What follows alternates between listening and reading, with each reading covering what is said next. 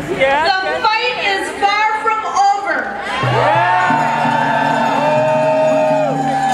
Now is the time to organize like we never have organized before. This man has total disregard of the working class in Wisconsin. This is an assault on our democracy. Friends, where are we going from here? Remember the recalls.